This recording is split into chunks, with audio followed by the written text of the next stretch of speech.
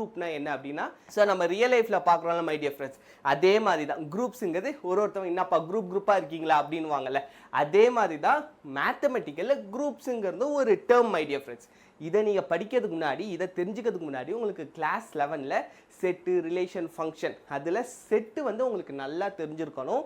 ஏன்னா பேசிக்கலாக குரூப் வந்துட்டு எதுலேருந்து வர்றதுனா செட்டோட ஒரு பை ப்ராடக்ட் தான் நமக்கு வந்து group my dear friends. Okay, பேசிக்கலாக குரூப்போட டெஃபினேஷன் என்னன்னு பார்த்தீங்கன்னா, அது வந்து ஒரு செட்டு மை டியர் ஃப்ரெண்ட்ஸ்.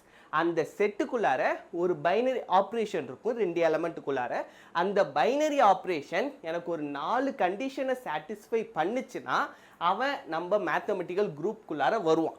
இல்லைன்னா அவன் குரூப்புக்குள்ளார வரமாட்டான் மை டியர் ஃப்ரெண்ட்ஸ். அதாச்சும் நம்ம ஒருத்தவங்களும் ஒரு குரூப்புக்கும் ஒரு கண்டிஷன்ஸ் வச்சுருப்பாங்க. நீ வந்து நல்லா படித்தாதான் என் குரூப்பில் வர முடியும், நீ வந்து சண்டை செஞ்சாதான் என் குரூப்பில் வர முடியும். அந்த மாதிரி மேக்ஸும் வந்து ஒரு 4 கண்டிஷன் வச்சுருக்கு.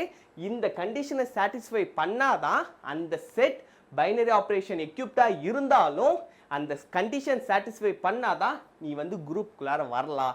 அதுதான் மை டியர் ஃப்ரெண்ட்ஸ் பேசிக்காக குரூப்புங்கிறது. அந்த 4 கண்டிஷன் என்னங்கிறதுலாம் உங்களுக்கு முன்னாடியே தெரிஞ்சிருக்கும். க்ளோஷர், அசோசியேட்டிவிட்டி, ஐடென்டிட்டி, அதுக்கப்புறம் வந்துட்டு இன்வெர்ஸ் மை டியர் ஃப்ரெண்ட்ஸ். இந்த 4த்தையும் சாட்டிஸ்ஃபை பண்ணிச்சுன்னா அது வந்துட்டு குரூப்.